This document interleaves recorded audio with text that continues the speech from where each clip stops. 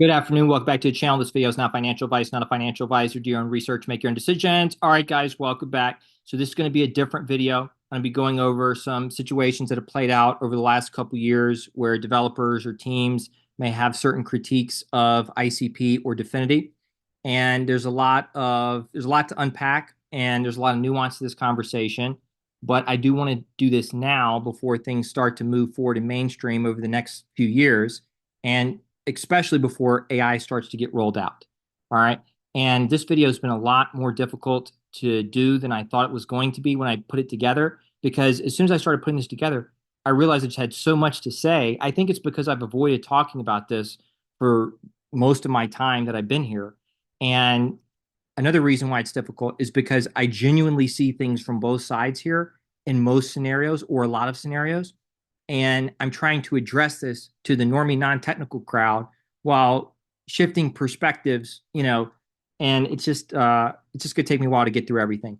But I do want to start with perspective because depending on how you look at this and your experience, your background, so on and so forth, you might view something drastically different than the next person who has a different perspective. But I approached this from the very beginning like I was trying to solve a puzzle. And because my outlook was, if this is going to be Web3, if all these different systems are going to come together over time to form the new web, then I should be able to look out today and see the necessary components that could theoretically get us there over time. Not that it would play out exactly that way, but I would need to be able to make sense of that, how generally this could come together. Because if I can't see the path forward, and I can't really justify spending a bunch of time, energy, and resources in this space if I don't see the path forward. Okay, so that's why I look at it the way that I do. Okay, and I do think that the average builder from 2021 to 2024 faced numerous challenges, and that's why I don't criticize ICP projects, even the ones that might deserve criticism, or the ones that maybe I'm not a fan of the founder or whoever's running the project. Maybe they're not a fan of me, but I'm not going to criticize ICP projects because I can look at the last few years and what they had to go through. Like, think about, for if you're just a normie, non-technical person, right? It's actually a good way to explain this. But think about how much it sucked going through, especially if you got in back in 2021 or early 2022. Think about how much it sucked going through that entire bear market and how bleak it looked so many different times, right? Now, put yourself in the mind of somebody who's invested their time, energy, money into building a solution and has picked like this network and this entire space as the place to build their solution. And they have to deal with all the things that we have to deal with, just it's worse, right? And more. You have to deal with everything that we have to deal with, except it's more, a lot more. And knowing that, I don't want to make things more difficult on them.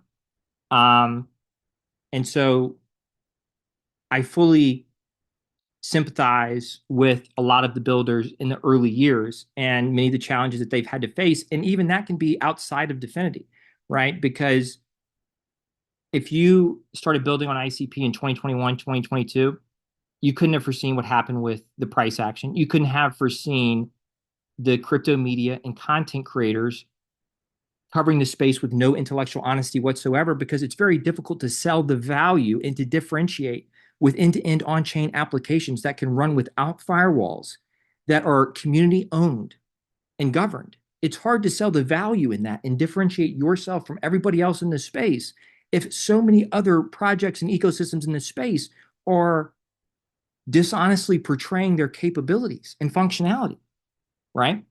Um, so that also makes things more difficult on the everyday entrepreneur in the ICP space today, is that there's no intellectual honesty in the public conversation. So it's very hard, I imagine, to differentiate their solution from something else when everybody else, oh, yeah, we could do that too, right?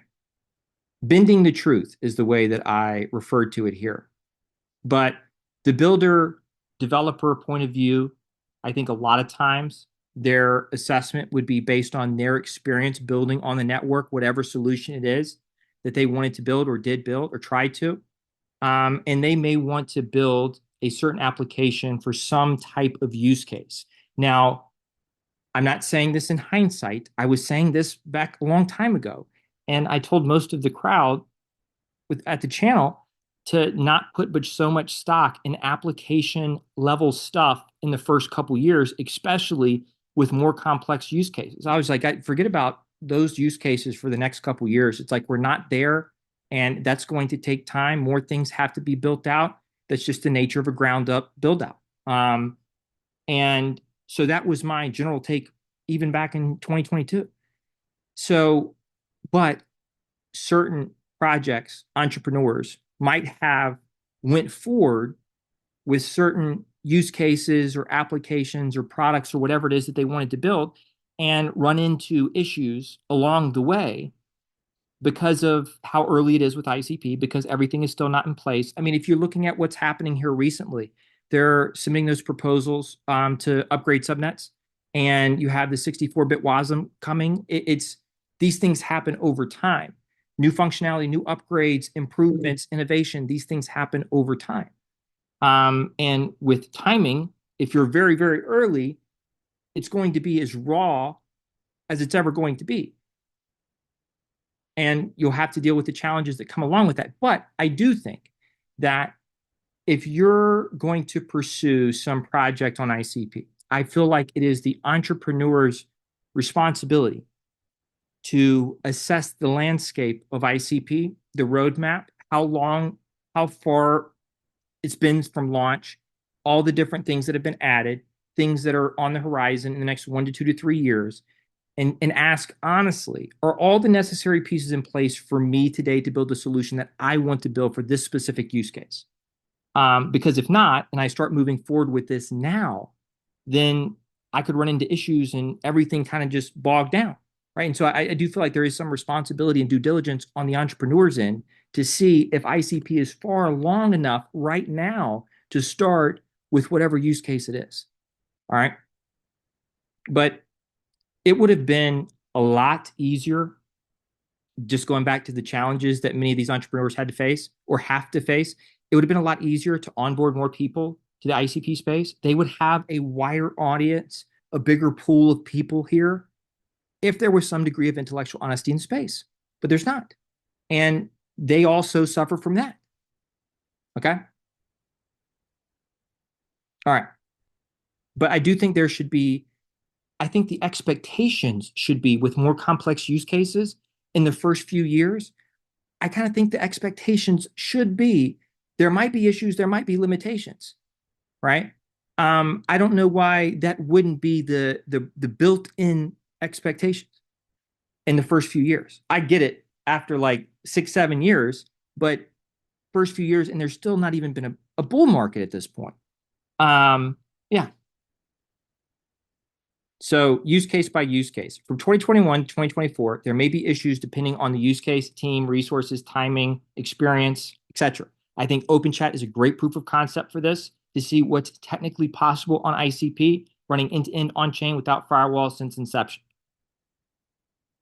And, okay, so timing. Depending on when they launched, they may have to wait significantly longer than they expected for the broader space to be mainstream and institutionalized. Guys, what I'm going over right now is some of the other challenges outside of Dfinity, even technically kind of outside of ICP, that make their life more difficult. Okay. Because it's not just Dfinity or ICP. There's a lot of other variables involved that would make their circumstances more difficult to deal with. All right. They may think that other projects and people get preferential treatment from Dfinity, despite other projects, maybe being around longer, or they have a more complete product and they're not getting preferential treatment, but somebody with a less complete product is getting preferential treatment. There very well may be credibility to those claims and that criticism. I don't know enough of each and every single detail of each of those critiques to be able to comment on them one way or the other. But I can see how there would be some degree of credibility to that in the right scenario. That being said, from my point of view, I get why a developer who's watching what they believe to be preferential treatment given to a different project or a different developer, I get why they would want to criticize Dfinity. I get it. Okay. That being said, the developer, the everyday developer, their role is not really to help guide the normie non-technical crowd, right? But a lot of times things that they're throwing out into the ether flows over into the normie non-technical crowd and starts to skew perception. It goes back to that big circle, small circle slide that I had. It's like all of a sudden you stop, you, you get caught up in different things happening in the ecosystem with frustration or drama between maybe some developers and the people at Dfinity, and all of a sudden you lose sight of the bigger picture, and like stuff like that happens, right? And that's another reason like why I'm doing the video.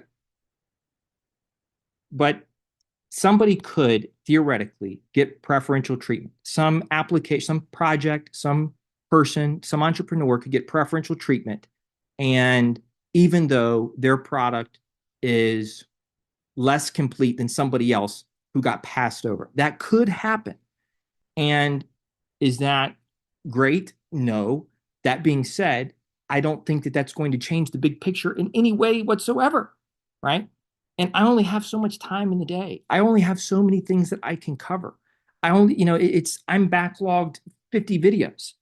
And yeah, so how much time that I spend with something like that, I would probably spend little to no time with something like that, because in the bigger scheme of things, even though I could look at it in a vacuum and say, that's not how things should be, or that kind of sucks, or, so and so got the short end of the stick, the bigger picture doesn't change for me. And so I just can't spend but so much time on it.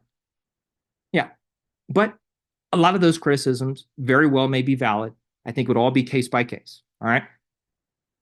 So for what any one developer is trying to build right now, it may be doable. Okay, so let's just say you have like a developer and one other developer, like a two-person team, and they're trying to build some very complex system on ICP, some very big type of social media application that has a bunch of different things going on, right? And more complex architecture too.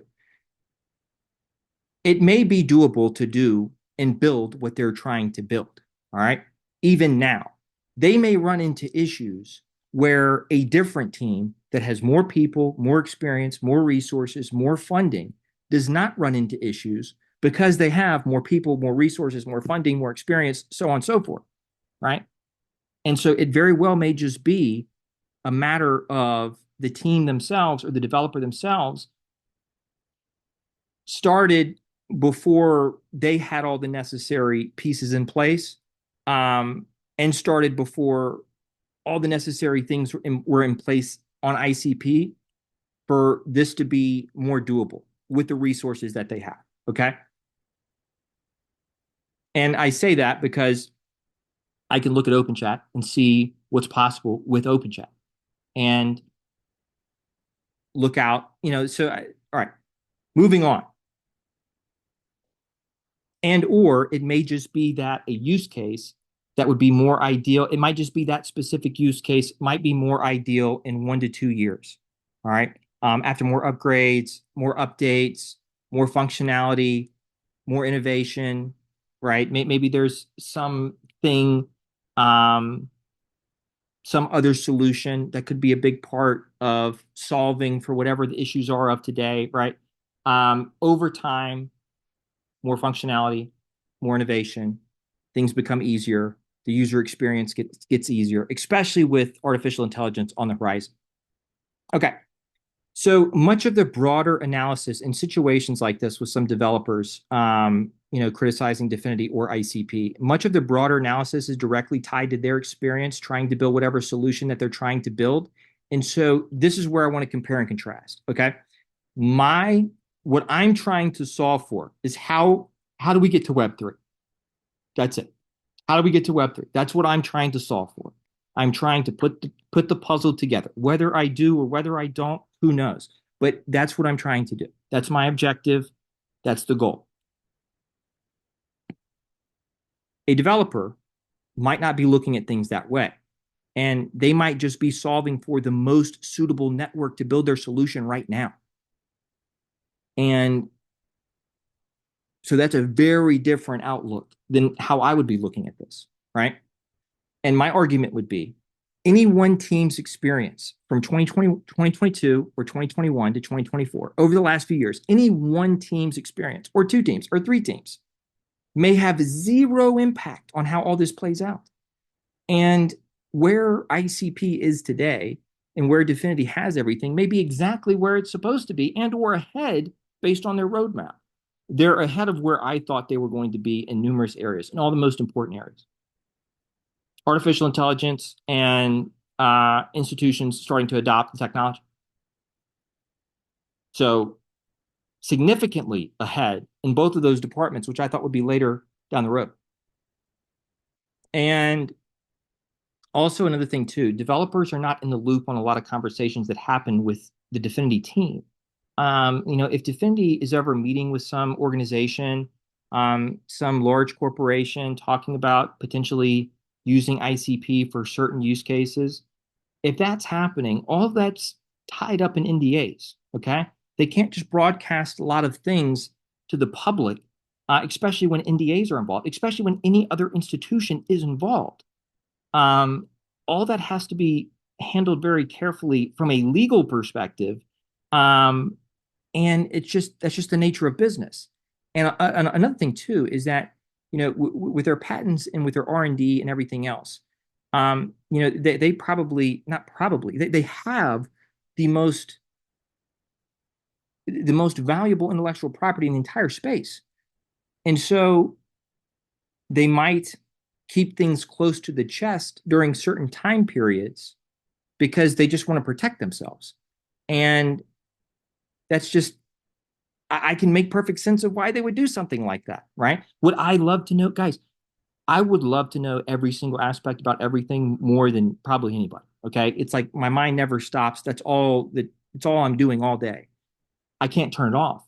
So I'd love to know everything too, but I also understand like the nature of business, the nature of intellectual property, of new emerging technologies, of highly competitive spaces like this, and the degree to which you kind of have to keep certain things behind closed doors until you're ready to bring more information out to the public. So the point that I'm making with that is that any average developer, basically, if you don't have full access to everything, every single conversation Dfinity, everybody at Dfinity is having, then you're to some degree, you're just lacking information because there might be a very good reason for why they choose certain paths or avenues, or they're working on something as opposed to you think they should be working on something else, but they're over here doing this. There may be a very good reason for that that will make sense 6 months from now, 12 months from now.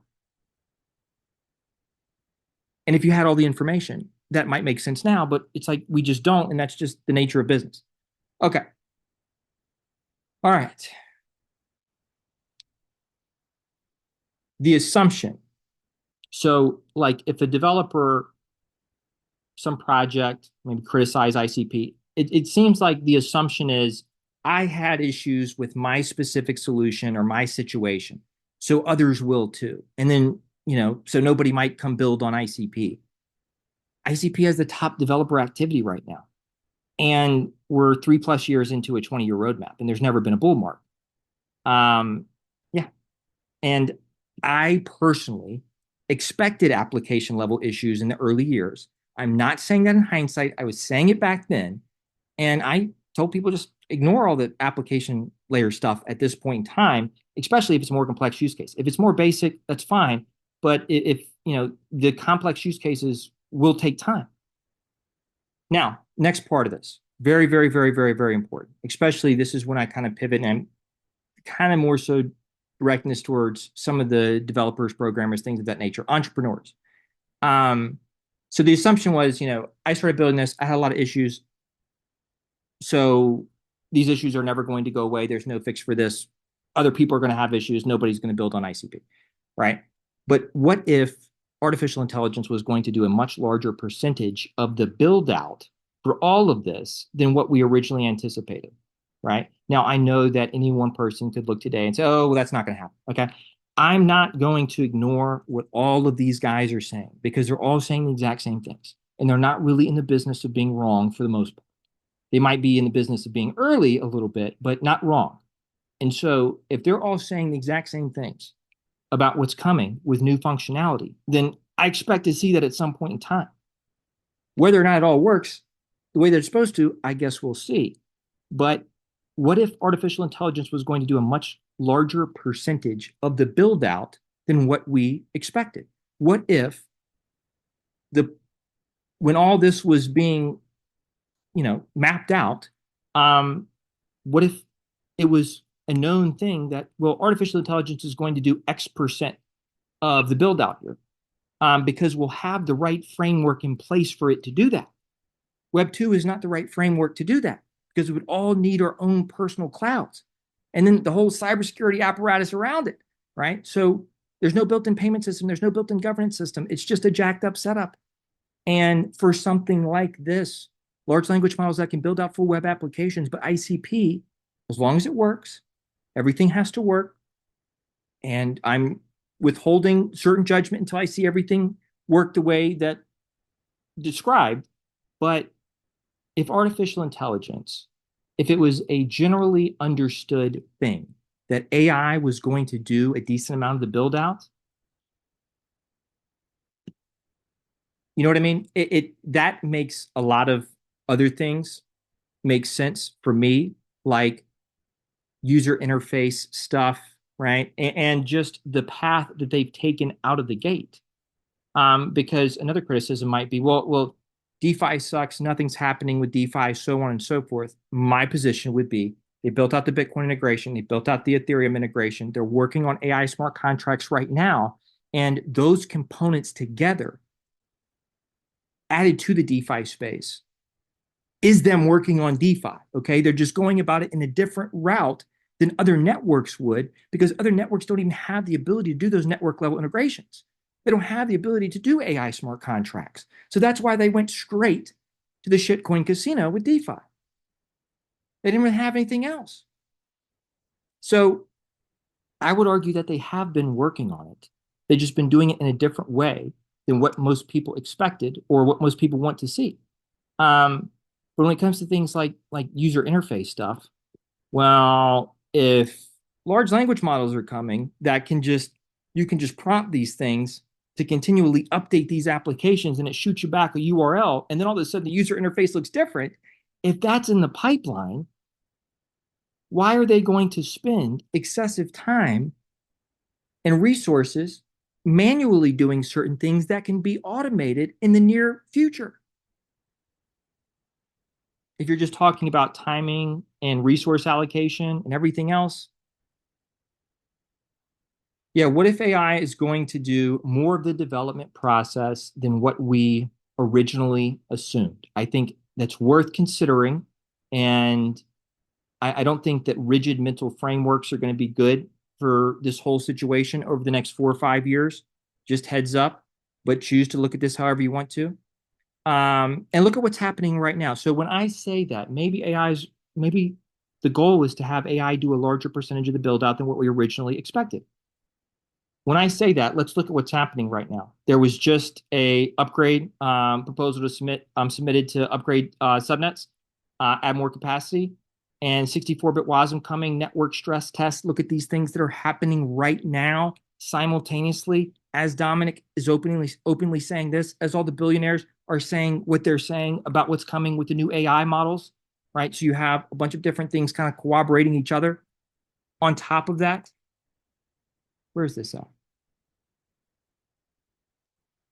I lost my place. Okay.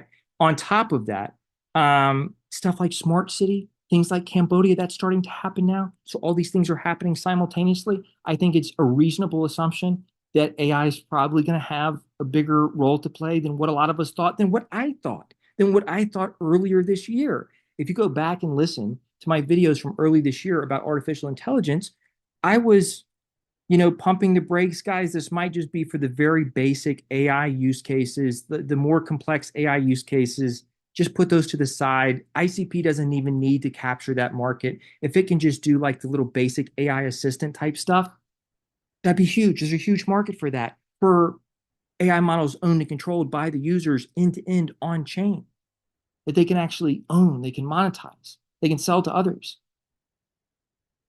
But my entire position on that has changed just from earlier this year. It's what I mean by not having such a rigid mental framework. Okay. We would need to know, need to be in the know on so many conversations dating back so many years as it relates to ICP and Dfinity's roadmap. And there's no source of comparison with ICP. There's nothing that you can compare it to. These critiques that are in a vacuum, like, oh, it's not where it should be here. It's not where it should be here. How do you know? What are you comparing it to? Something that scaled on big tech cloud? Yeah, that's you're comparing apples and oranges. You're not even comparing apples and oranges. It's like it's just two different universes. And so there is no source of comparison that makes this a lot more difficult in all reality, is because there's nothing else out there like ICP. There's not been another team that's done anything remotely close to what they've done at Dfinity. So I do think that a lot of times developers are viewing their big picture analysis based on their personal experience coding, trying to build a certain type of application for a certain type of use case. And I think it would be worthwhile to also like maybe look at it from different perspectives at different times, but also like taking a more holistic approach based on the solutions that like you see in front of you, and just trying to look at realistically how we're going to get from point A to point B. And I do also think that, to some degree, we lose appreciation for the magnitude of the situation. You know what I mean? And I understand why Dfinity would have to keep certain things close to the chest in the early years. They're working on tackling the biggest problems on Earth. Okay, they're going after every single trillion-dollar market that there is, and some of the biggest problems on Earth. And so the magnitude of what's the potential here, I don't know if it could be bigger. I honestly don't know if it could be any bigger than this. And so I think that gets lost a lot of times throughout the day to day, because a lot of times we're just seeing a bunch of shit posting, right? Or a bunch of shit coins, or a bunch of just like, half-baked takes all over the place. And when that's all you're seeing, the magnitude of what's the potential here kind of is out of sight, out of mind. And I do think some degree that, I mean, I've heard some critiques that kind of seem like a developer is trying to impose their, like, how they think things should be onto ICP and Dfinity. And, it's like, but you didn't build ICP, right? It's like Dfinity built ICP. And so I would just assume like go do it yourself, right? Go build a network like this. I want to see somebody else try to do this, because I haven't seen anything remotely close to ICP.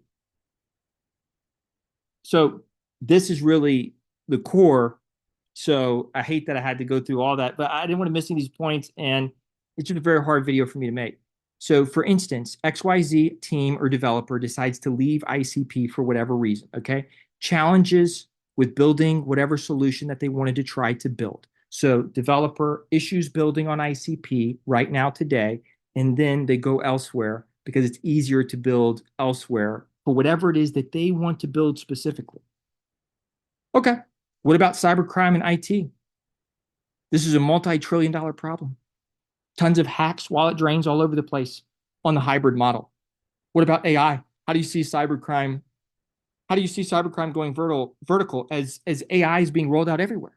Before, like, how long do you see that going on before major problems arise? Do you see a better solution for the future? What problem is the hybrid model even solving? You might be able to go build the solution that you want to build, that in your mind is going to solve for XYZ, but you're still on infrastructure that's being hacked into oblivion. And the fact that ICP is a genuine solution for solving a multi-trillion-dollar cybercrime problem is something that's glossed over every day. Even though I repeat a lot, Dominic repeats a lot, of other people repeat it a lot, but I've seen numerous developers in this space gloss over that. Like that is a side detail. It's not. It's not. It's one of the biggest details that there is. And so, what are you really even solving for? Building a hybrid solution. It's not going to be secure. You can't make it any more secure. You can't offer data ownership to your users. You can be shut off at any time. I'm not, there's certain times where there is no perfect, like the most ideal situation ever where everything is exactly the way that you want it. That's not life sometimes. And you kind of have to like weigh the positives and negatives and everything else.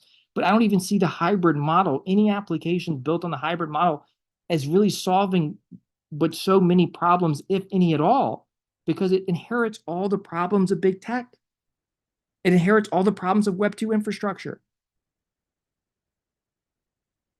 So the incentive structure to criticize Dfinity as opposed to internal critiques or valuations. So I launch a project, a year in, I'm having issues. In all reality, I launched the project before I had adequate funding and resources to get all the way through, right? I had enough to kind of get partially into it. And I've also raised money from people in the community. And so then I got people in the community looking at me, asking for updates, looking for progress. And I'm having a difficult time showing them any progress just because I started my project without enough resources to complete it. If that team, for whatever reason, feels like in any way, anything ever relating to ICP, and or maybe they didn't get a grant, maybe they asked Dfinity for help with some technical thing and Dfinity was too busy, a number of other things. If they feel like there's anything ICP or Dfinity related that's causing them to have a more challenging path, they're probably going to say that as opposed to, hey, this is on me. I started without the necessary resources and personnel to finish what I needed to do here. And now I'm kind of in a jam. You're not, more times than not, if there's any avenue that can be taken to pin it back on Dfinity and or just the network itself, with human nature, that's going to happen to whatever degree. Okay. And I'm not suggesting that there's no legitimate critiques of Dfinity. I'm going through all these different scenarios to try to put this into more context, okay? Because everyone is different and there's a lot of nuance to this. But I've seen, okay, my argument would be, so maybe my argument to that is assess full functionality before launch, before fundraise. Before fundraise, before launch, assess the full functionality and make sure to the best of your ability. The due diligence should be so thorough in the beginning before you actually move forward with fundraising or launching that the pieces are in place for you to do what you need to do without additional help from Dfinity that hasn't been worked out yet, or without additional resources or funds that you don't know are even going to be available. Get all that squared away first. And so I do think that there is some degree of due diligence on the entrepreneur's end to make sure that they have everything that they need before they start trying to go to market and before they start trying to fundraise. But I've seen multiple examples, and I've seen this too. And see, this is where, I do see things from both perspectives. And I do think that there are, good devs in the community that have had critical things to say about ICP or Dfinity, and that those might be valid criticisms. But I've seen numerous examples, more than two, more than three different people and three different projects. Okay. I've seen multiple examples of developers criticize Dfinity or ICP while they themselves fundraise from the community, then abandon their project. So bitching about Dfinity to the high heavens for extended periods of time, but yet they siphon money from the community and abandon their project, right? And that kind of gets into, you really do have to Use your discernment if you're a normie, non-technical person in situations like this, because it's not always what it seems. All right. I've also seen valid critiques from reasonable people that I like and I respect and I value their opinion. So it's a mixed bag. Okay. Sometimes the developer who's bitching at Dfinity, they're rugging their own project behind the scenes, right? And they're really just trying to deflect and project and create excuses for why their project can't be successful. So you have that. And at the other end of the spectrum, you might have somebody who does all the right things, handles himself the right way, and is building real solutions. And maybe gets passed over from somebody for somebody else who is the exact opposite, right? So there'll be a mixed bag throughout all these different criticisms. Some will be more valid than others. It's a case by case. Each situation is different. Out of 10 different critiques, some may be filled with bias and largely useless as an indicator.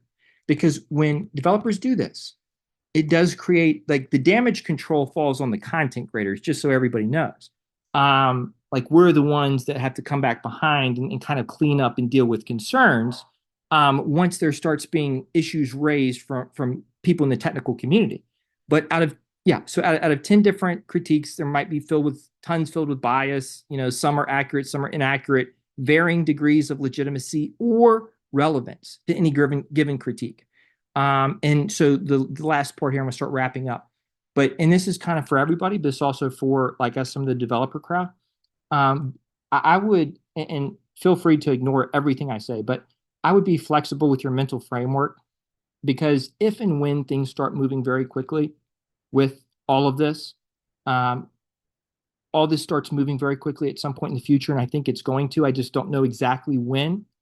Um, in 1 year from now, or in 2 or 3 years from now, a different path or solution may make more sense. We're going to go through one of the biggest changes ever in our entire lives, and things are going to change so drastically over a shorter period of time. And so I think it's wise to have a flexible mental framework about what you're trying to do as an entrepreneur and not be so rigid, because things are going to be changing so fast. It's like you're going to have to adapt. Um, yeah, you're going to have to adapt. A different path, a different solution may make more sense in a year from now, in 2 years from now, in 3 years from now. It's hard to gauge how much AI will change things or how fast. And I have a very hard time assessing application level stuff.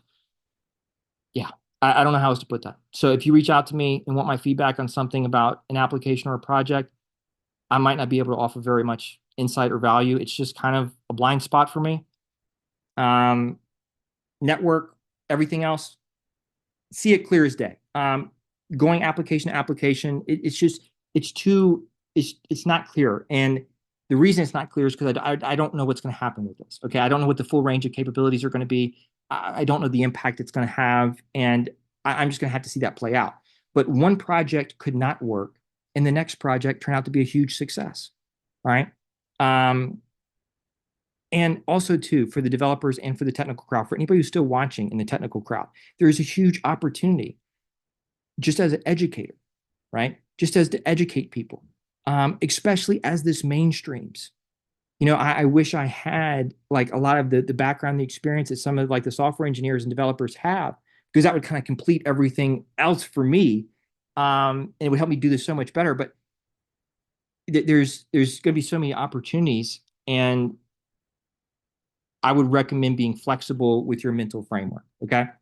And things like, if you're working on your own project or your own solution, things like videos explaining from a technical perspective why you chose to build on ICP, like educational type stuff. I think that would help. I just think it would help kind of like, I just think stuff like that would help. But feel free to not do that. I just, yeah. Um, and there might be opportunities in areas that you didn't expect and weren't looking at as opportunities. And the whole like round peg, square hole thing. Rigid mental frameworks. I don't think rigid mental frameworks are going to be a winning. Like I would try to be as flexible mentally as possible, and I would start really like doing some self evaluation of your own rigidity in your mental framework, because things are just going to move too fast to, yeah, for that to be effective. Next part is, so if I ever needed a grant and I didn't get one, I might be disappointed, but I know ICP will move forward with or without me. I know that what they've built is much bigger than, anything that I'm doing. And that as soon as all this starts moving forward, it's like everybody's going to be talking about ICP. So, but would I have valid criticism if I did try to get a grant, and given I've been covering for however long and I didn't get one, would I have valid criticism? Somebody might say yes, somebody might say no, but it wouldn't change the bigger picture. That's what I'm trying to say. There might be times where there is to some degree valid criticism, but it's not going to change the big picture at all. All right. But the way that it's portrayed by a frustrated person who's kind of like venting publicly at the foundation, the way that it's portrayed might come off to the normie non-technical crowd as big fucking problems and everything's going to shit. And what you're really seeing is somebody who's venting their frustration publicly and has no impact on the bigger picture. And that does happen. I've seen it happen with my own two eyes. All right. A critique may be valid and truthful, but have no impact on the bigger picture. Just remember, it's just a matter of timing, expectations, product market fit. There's so many different variables that go into this. And there's so many other things that are, standing up for the builders and the entrepreneurs for a second. There's so many other things that are that are making their life more difficult that don't really have to do with ICP or Dfinity. It's just the nature of how corrupt this space is. Yeah. In general, I think it's good to support real builders trying to build real solutions, whether they are successful or not. And this will be the most change in the shortest period of time we've ever seen, ever. And the degree of difficulty with managing the change is going to be crazy. So I would just recommend having flexible mental frameworks, whether you're an entrepreneur or whether you're not. All right. And I think that's it, guys. So I got through the whole video. I probably ran on way too long, and I'm just probably going to post it.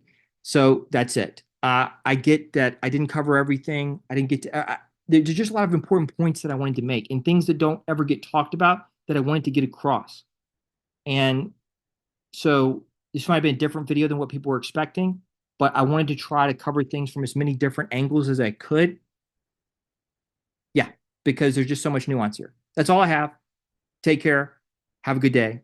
I'll see you in the next video.